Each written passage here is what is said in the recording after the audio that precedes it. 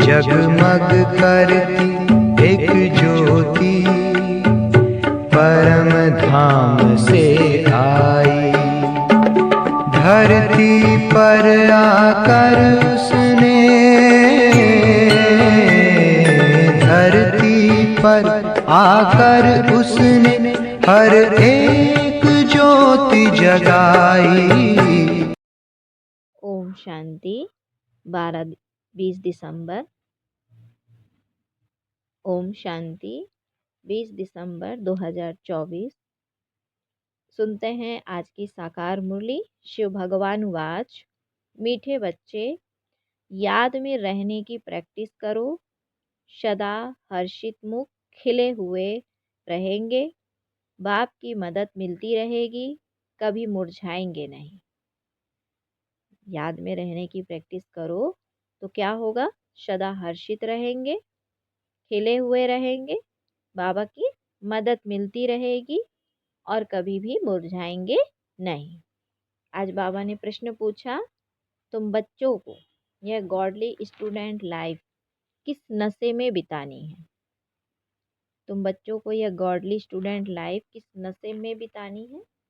उत्तर है, सदा नशा रहे कि हम इस पढ़ाई से प्रिंस प्रिंसेस बनेंगे। क्या कहा शिव बाबा ने? कि सदा नशा रहे कि हम इस पढ़ाई से प्रिंस प्रिंसेस बनेंगे। यह लाइफ हंसते खेलते ज्ञान का डांस करते बितानी है। सदा वारिस बन फूल बनने का पुरुषार्थ करते रहो। यह है प्रिंस प्रिंसेस बनने का कॉलेज। यहाँ पढ़ना भी है तो पढ़ाना भी है, प्रजा भी बनानी है, तब राजा बन सकेंगे। बाप तो पढ़ा हुआ ही है, उसे पढ़ने की जरूरत नहीं है।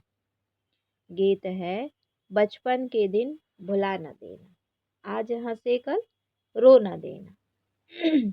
ओम शांति। ओम शांति। यह गीत है खास बच्चों के लिए। भल है गीत फिल्मी, परंतु कुछ गीत है ही तुम्हारे लिए। जो सपूत बच्चे हैं उन्हों को गीत सुनते समय उसका अर्थ अपने दिल में ले आना पड़ता है। बाप समझाते हैं, मेरे लाडले बच्चे, क्योंकि तुम बच्चे बने हो। जब बच्चा बने तब तो बाप के वर्षे की भी याद रहे। बच्चे ही नहीं बने तो याद करना पड़ेगा। बच्चों को स्मृति रहती है, हम भविष्य में बाबा का वर्षा लेंगे।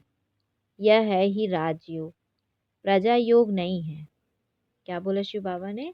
कि बच्चे ही नहीं बने तो याद करना पड़ेगा। बच्चों को स्मृति रहती है कि हम भविष्य में बाबा का वर्षा लेंगे, तो यह है ही राजयोग, प्रजा योग नहीं है। हम भविष्य में प्रिंस प्रिंसेस बनेंगे। हम उनके बच्चे हैं। बाकी जो भी मित्र संबंधी आदि हैं उन सब को भुलाना पड़ता है। एक बिगर दूसरा कोई याद न पड़े, देह भी याद न पड़े। देह अभिमान तो तोड़, देही अभिमानी बनना है। देह अभिमान में आने से ही अनेक प्रकार के संकल्प विकल्प उल्टे गिरा देते हैं। याद करने की प्रैक्टिस करते रहेंगे तो सदैव हर्षित मुख खिले हुए फूल रहेंगे। क्या बोला शिव बाबा ने? कि अगर शिव बाबा की याद में रहेंगे तो सदा हर्षित मुख रहेंगे। याद को भूलने से फूल मुरझा जाता है। हिम्मते बच्चे मत दे बाप, यही बोला ना बाबा ने। हिम्मत करेंगे तो बाप की मदद मिलेगी। तो बाबा ने कहा कि बच्चे ही नहीं बने तो बाप की मदद किस बात की करेंगे? भाई बच्चे बने तो बाप मदद करे, क्योंकि उनका माई बाप फिर है रावण माया। क्योंकि बाप की मदद करते, देखो बाप के बच्चे बनोगे तो बाप मदद करेंगे, और नहीं तो फिर उनका माई बाप कौन बन जाता है? बच्चों का रावण माया। तो उनसे मदद मिलेगी गिरने की। अगर शिव बाबा के नहीं बने तो फिर किनसे मदद मिलेगी गिरने की? माया रावण से।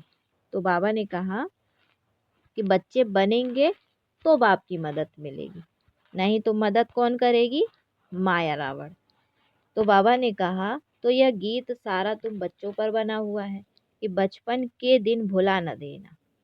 बाप को याद करना है, याद नहीं किया तो आज जो हंसे कल फिर रोते रहेंगे। याद करने से सदैव हर्षित मुख रहेंगे। तुम बच्चे जानते हो, एक ही गीता शास्त्र है जिसमें कुछ कुछ अक्षर ठीक है। लिखा है कि युद्ध के मैदान में मरेंगे तो स्वर्ग में जाएंगे, परंतु इसमें हिंसक युद्ध की तो बात नहीं है। ये युद्ध कैसी है? माया पर, है ना, कहते हैं ना सत्य सत्य की जीत होगी और असत्य की हार होगी। तो युद्ध कहाँ होती है? अंदर होती है, मन बुद्धि में। क्योंकि यहाँ पर कलयुगी दुनिया में क्या है, जो माया रावण का राज्य है, 5 विकारों का जो राज्य है, वो किसके ऊपर हावी होता है? आत्मा के ऊपर। तो मन बुद्धि की युद्ध है। इसलिए कहा कि यह हिंसक युद्ध की तो बात ही नहीं है। तुम बच्चों को बाप से शक्ति लेकर माया पर जीत पानी है, तो जरूर बाप को याद करना पड़े, तब ही तुम स्वर्ग के मालिक बनेंगे। उन्होंने फिर स्थूल हथियार आदि बैठ दिखाए हैं। ज्ञान कटारी, ज्ञान बाण अक्षर सुना है, तो स्थूल रूप में हथियार दे दिए हैं। वास्तव में यह ज्ञान की बातें हैं, बाकी इतनी भुजाएं आदि तो कोई होती नहीं है। तो यह है युद्ध का मैदान। योग में रह शक्ति लेकर विकारों पर जीत पानी है। बाप को याद करने से वर्षा याद आएगा। वारिस ही वर्षा लेते हैं, वारिस नहीं बनते तो फिर प्रजा बन पड़ते हैं। यह है ही राजयोग, प्रजा योग नहीं। यह समझानी बाप के सिवाय कोई दे ना सके। बाबा कहते हैं, मुझे इस साधारण तन का आधार ले आना पड़ता है। प्रकृति का आधार लेने बिगर तुम बच्चों को राजयोग कैसे सिखलाओ? आत्मा शरीर को छोड़ देती है तो फिर कोई बातचीत हो नहीं सकती। फिर जब शरीर धारण करे, बच्चा थोड़ा बड़ा हो, तब बाहर निकले और बुद्धि खुले। छोटे बच्चे तो होते ही हैं पवित्र, उनमें विकार होते नहीं। सन्यासी लोग सीढ़ी चढ़कर फिर नीचे उतरते हैं, अपने जीवन को समझ सकते हैं। बच्चे तो होते ही पवित्र हैं, इसीलिए ही बच्चे और महात्मा एक समान गाए जाते हैं। तो तुम बच्चे जानते हो कि यह शरीर छोड़कर हम प्रिंस प्रिंसेस बनेंगे। आगे भी हम बने थे, अब फिर बनते हैं। तो ऐसे ऐसे ख्यालात स्टूडेंट्स को रहते हैं। यह भी उनकी बुद्धि में आएगा जो बच्चे होंगे और फिर वफादार फरमान बरदार हो, श्रीमत पर चलते होंगे, नहीं तो श्रेष्ठ पद पा न सके। टीचर तो पढ़ा हुआ ही है, ऐसा नहीं कि वह पढ़ते हैं फिर पढ़ाते हैं, नहीं। टीचर तो पढ़ा हुआ ही है, उनको नॉलेजफुल कहा जाता है। सृष्टि के आदि मध्य अंत की नॉलेज और कोई नहीं जानते। पहले तो निश्चय चाहिए वह बाप है। अगर किसी की तकदीर में नहीं है तो फिर अंदर में खिटखिट चलती रहेगी, पता नहीं चल सकेगा। बाबा ने समझाया है कि जब तुम बाप की गोद में आएंगे तो यह विकारों की बीमारी और ही जोर से बाहर निकलेगी। वैद्य लोग भी कहते हैं बीमारी उथल खाएगी। बाप भी कहते हैं तुम बच्चे बनेंगे तो देह अभिमान की और काम क्रोध आदि की बीमारी बढ़ेगी, नहीं तो परीक्षा कैसे हो। कहाँ भी मूंझो तो पूछते रहो। जब तुम रुस्तम बनते हो तब माया खूब पछाड़ती है। तुम बॉक्सिंग में हो, बच्चा नहीं बने हैं तो बॉक्सिंग की बात ही नहीं। वो तो अपने ही संकल्पों विकल्पों में गोते खाते हैं, ना कोई मदद ही मिलती है। बाबा समझते हैं, मम्मा बाबा कहते हैं तो बाप का बच्चा बनना पड़े, फिर वह दिल में पक्का हो जाता है कि यह हमारा रूहानी बाप है। बाकी यह युद्ध का मैदान है, इसमें डरना नहीं है कि पता नहीं तूफान में ठहर सकेंगे व नहीं। इसको कमज़ोर कहा जाता है, इसमें शेर बनना पड़े। पुरुषार्थ के लिए अच्छी मत लेनी चाहिए, बाप से पूछना चाहिए। बहुत बच्चे अपनी अवस्था लिखकर भेजते हैं, बाप को ही सर्टिफिकेट देना है। इनसे भल छिपाए, परंतु शिव बाबा से तो छिप न सके। बहुत हैं जो छिपाते हैं, परंतु उनसे कुछ भी छिप नहीं सकता। अच्छे का फल अच्छा और बुरे का फल बुरा होता है। सतयुग त्रेता में तो सब अच्छा ही होता है। अच्छा बुरा पाप पुण्य यहाँ होता है, वहाँ दान पुण्य भी नहीं किया जाता है। है ही प्रारब्ध। यहाँ हम टोटल सरेंडर होते हैं तो बाबा 21 जन्मों के लिए रिटर्न दे देते हैं।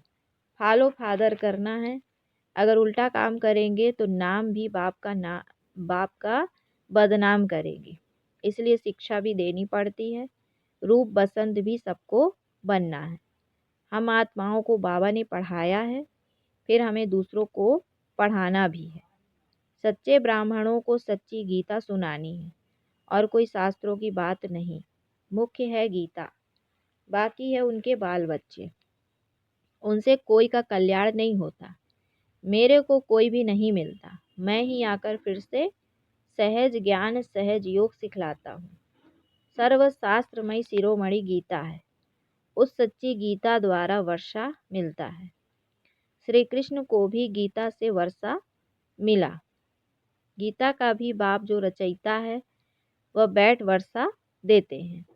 बाकी गीता शास्त्र से वर्षा नहीं मिलता। रचयिता है एक, बाकी है उनकी रचना। पहला नंबर शास्त्र है गीता, तो पीछे जो शास्त्र बनते हैं उनसे भी वर्षा मिल ना सके। वर्षा मिलता ही सम्मुख है। मुक्ति का वर्षा तो सबको मिलना है, सबको वापिस जाना है। बाकी स्वर्ग का वर्षा मिलता है पढ़ाई से। फिर जो जितना पढ़ेगा, बाप सम्मुख पढ़ाते हैं। जब तक निश्चय नहीं कि कौन पढ़ाते हैं तो समझेंगे क्या, प्राप्ति क्या कर सकेंगे। फिर भी बाप से सुनते रहते हैं तो ज्ञान का विनाश नहीं होता। बाबा ने कहा जितना सुख मिलेगा फिर औरों को भी सुख देंगे, प्रजा बनाएंगे तो फिर खुद राजा बन जाएंगे। बाबा ने कहा हमारी है स्टूडेंट लाइफ, हंसते खेलते ज्ञान की डांस करते हम जाकर प्रिंस बनेंगे। स्टूडेंट जानते हैं हमको प्रिंस बनना है तो खुशी का पारा चढ़ेगा। यह तो प्रिंस प्रिंसेस का कॉलेज है, वहाँ प्रिंस प्रिंसेस का अलग कॉलेज होता है। विमानों में चढ़कर जाते हैं, विमान भी वहाँ के फुल प्रूफ होते हैं, कभी टूट ना सके, कभी एक्सीडेंट होना ही नहीं है कोई भी किस्म का। यह सब समझने की बातें हैं। एक तो बाप से पूरा बुद्धि योग रखना पड़े, दूसरा बाप को सभी समाचार देना पड़े कि कौन कौन कांटों से कलियां बने हैं। बाप से पूरा कनेक्शन रखना पड़े, जो फिर टीचर भी डायरेक्शन देते रहे। कौन वारिस बन फूल बनने का पुरुषार्थ करते हैं। कांटों से कली तो बने, फिर फूल तब बने जब बच्चा बने। क्या कहा बाबा ने कि बाप से पूरा कनेक्शन रखना पड़े, जो फिर टीचर भी डायरेक्शन देते रहे। कौन वारिस बन फूल बनने का पुरुषार्थ करते हैं। कांटों से कली तो बने, फिर फूल तब बने जब बच्चा बने, नहीं तो कली के कली रहेंगे, अर्थात प्रजा में आ जाएंगे। अब जो जैसा पुरुषार्थ करेगा ऐसा पद पाएगा। ऐसा नहीं एक के दौड़ने से हम उनका पूंछ पकड़ लेंगे। बाबा ने कहा कि भारतवासी ऐसे समझते हैं, परंतु पूंछ पकड़ने की तो बात ही नहीं। जो करेगा सो पाएगा। जो पुरुषार्थ करेगा 21 पीढ़ी उनकी प्रारब्ध बनेगी। बूढ़े तो जरूर होंगे, परंतु अकाले मृत्यु नहीं होती है। कितना भारी पद है। बाबा ने कहा कि बूढ़े तो होंगे परंतु अकाले मृत्यु नहीं होती है। कितना भारी पद है। बाप समझ जाते हैं इनकी तकदीर खुली है, वारिस बना है, अभी पुरुषार्थी है। फिर रिपोर्ट में भी करते हैं बाबा यह विघन आते हैं, यह होता है। हर एक को पोता मेल देना होता है। इसमें मेहनत और कोई सत्संग में नहीं होती है। बाबा तो छोटे छोटे बच्चों को भी संदेशी बना देते हैं। लड़ाई में मैसेज ले जाने वाले भी चाहिए ना। लड़ाई का यह मैदान है, यहाँ तुम सम्मुख सुनते हो तो बहुत अच्छा लगता है। दिल खुश होती है। बाहर गए और बगुलों का संग मिला तो खुशी उड़ जाती है। वहाँ माया की धूल है ना, इसीलिए पक्का बनना पड़े। बाबा कितना प्यार से पढ़ाते हैं, कितनी फैसिलिटीज़ देते हैं। ऐसे भी बहुत हैं जो अच्छा अच्छा कह फिर गुम हो जाते हैं। कोई विरला ही खड़ा हो सकता है। यहाँ तो ज्ञान का नशा चाहिए। शराब का भी नशा होता है ना। कोई देवाला मारा हो और शराब पिया, जोर से नशा चढ़ा तो समझेगा हम राजाओं का राजा है। तो यहाँ तुम बच्चों को रोज ज्ञान अमृत का प्याला मिलता है। धारण करने के लिए दिन प्रतिदिन पॉइंट्स ऐसी मिलती रहती है जो बुद्धि का ताला ही खुलता जाता है। इसीलिए मुरली तो कैसे भी पढ़नी है। जैसे गीता का रोज पाठ करते हो ना, है ना, मतलब मिस नहीं करनी है। चाहे जो भी हो, मुरली तो कैसे करके भी पढ़नी है। यहाँ भी रोज बाप से पढ़ना पड़े, पूछना चाहिए मेरी उन्नति नहीं होती है, क्या कारण है, आकर समझना चाहिए। आएंगे भी वह जिनको पूरा निश्चय है कि वह हमारा बाप है। ऐसा नहीं पुरुषार्थ कर रहा हूँ निश्चय बुद्धि होने के लिए। निश्चय तो एक ही होता है, उसमें परसेंटेज नहीं होती। बाप एक है, उनसे वर्षा मिलता है। यहाँ हजारों पढ़ते हैं फिर भी कहे निश्चय कैसे करूं। यहाँ हजारों पढ़ते हैं फिर भी कहे निश्चय कैसे करूं। उनको कमबख्त कहा जाता है। बख्तावर वह जो बाप को पहचान और मान ले। कोई राजा कहे हमारी गोद का बच्चा आकर बनो, तो उनकी गोद में जाने से ही निश्चय हो जाता है ना। ऐसा नहीं कहेंगे कि निश्चय कैसे हो। तो यह है ही राजयोग। बाप तो स्वर्ग का रचयिता है, तो स्वर्ग का मालिक बनाते हैं। निश्चय नहीं होता है तो तुम्हारी तकदीर में नहीं है, और कोई क्या कर सकते हैं। नहीं मानते तो फिर तदबीर भी कैसे हो सके, वह लंगड़ाता ही चलेगा। बाद बेहद के बाप से भारतवासियों को कल्प कल्प स्वर्ग का वर्षा मिलता है। देवता होते ही स्वर्ग में है। कलयुग में तो राजाई है नहीं, प्रजा का प्रजा पर राज्य है। पतित दुनिया है तो उसको पावन दुनिया बाप नहीं करेगा तो कौन करेगा। तकदीर में नहीं है तो फिर समझते नहीं। यह तो बिल्कुल सहज समझने की बात है। लक्ष्मी नारायण ने यह राजाई की प्रारब्ध कब पाई। लक्ष्मी नारायण ने यह राजाई की प्रारब्ध कब पाई। जरूर आगे जन्म के कर्म हैं, तब ही प्रारब्ध पाई है। लक्ष्मी नारायण स्वर्ग के मालिक थे, अभी नरक है। तो ऐसा श्रेष्ठ कर्म अथवा राजयोग सिवाय बाप के और कोई सिखला न सके। अभी सबका अंतिम जन्म है, बाप राजयोग सिखला रहे हैं। द्वापर में थोड़े ही राजयोग सिखलाएंगे। द्वापर के बाद सतयुग थोड़े ही आएगा। यहाँ तो बहुत अच्छी रीति समझ कर जाते हैं, बाहर जाने से ही खाली हो जाते हैं। जैसे डिब्बी में ठिकरी रह जाती है, रत्न निकल जाते हैं। ज्ञान सुनते सुनते फिर विकार में गिरा तो खलास। बुद्धि में ज्ञान रत्नों की सफाई हो जाती है। ऐसे भी बहुत लिखते हैं, बाबा मेहनत करते करते फिर आज गिर गया। गिरे गोया अपने को और कुल को कलंक लगाया। तकदीर को लकीर लगा दी। घर में भी बच्चे अगर ऐसा कोई अकर्तव्य करते हैं तो कहते हैं ऐसा बच्चा मुआ मरा भला। तो यह बेहद का बाप कहते हैं कुल कलंकित मत बनो।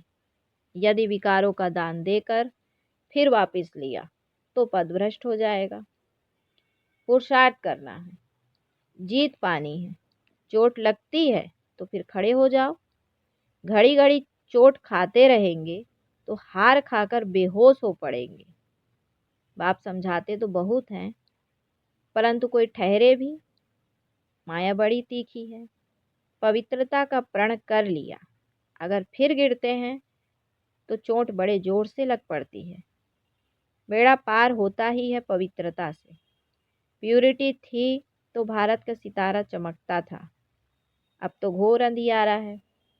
अच्छा, बाबा ने कहा, मीठे मीठे सिकिलधे बच्चों प्रति माता पिता बाप दादा का याद प्यार और गुड मॉर्निंग। रूहानी बाप की रूहानी बच्चों को नमस्ते। हम रूहानी बच्चों की रूहानी माता पिता बाप दादा को याद प्यार, गुड मॉर्निंग और नमस्ते। आज की धारणा है, पहला पॉइंट है, इस युद्ध के मैदान में माया से डरना नहीं है। इस युद्ध के मैदान में माया से डरना नहीं है। बाप से पुरुषार्थ के लिए अच्छी मत ले लेनी है। वफादार फरमानबरदार बन श्रीमत पर चलते रहना है। बाबा ने कहा, वफादार फरमानबरदार बन श्रीमत पर चलते रहना है। दूसरा पॉइंट है, रूहानी नशे में रहने के लिए ज्ञान अमृत का प्याला रोज पीना है। मुरली रोज पढ़नी है। तकदीरवान बख्तावर बनने के लिए बाप में कभी संशय ना आए। फिर बाबा ने आज बच्चों को वरदान दिया। बाबा ने कहा कि ब्रह्मा बाप समान जीवन मुक्त स्थिति का अनुभव करने वाले कर्म के बंधनों से मुक्त भव। डिटेल है कि ब्रह्मा बाप कर्म करते भी कर्मों के बंधन में नहीं फंसे, संबंध निभाते भी संबंधों के बंधन में नहीं बंधे। वे धन और साधनों के बंधन से भी मुक्त रहे। जिम्मेवारियां संभालते हुए भी जीवन मुक्त स्थिति का अनुभव किया। ऐसे फॉलो फादर करो। किसी भी पिछले हिसाब किताब के बंधन में बंधना नहीं। संस्कार, स्वभाव, प्रभाव और दबाव के बंधन में भी नहीं आना है। तब कहेंगे कर्म बंधन मुक्त, जीवन मुक्त। जीवन मुक्त अर्थात संस्कार, स्वभाव, प्रभाव और दबाव के बंधन में भी नहीं। तब कहेंगे कर्म बंधन मुक्त और जीवन मुक्त। आज का स्लोगन है, तमोगुणी वायुमंडल में स्वयं को सेफ रखना है तो साक्षी होकर खेल देखने का अभ्यास करो। तमोगुणी वायुमंडल में स्वयं को सेफ रखना है तो साक्षी होकर खेल देखने का अभ्यास करो। अच्छा, ओम शांति, ओम शांति।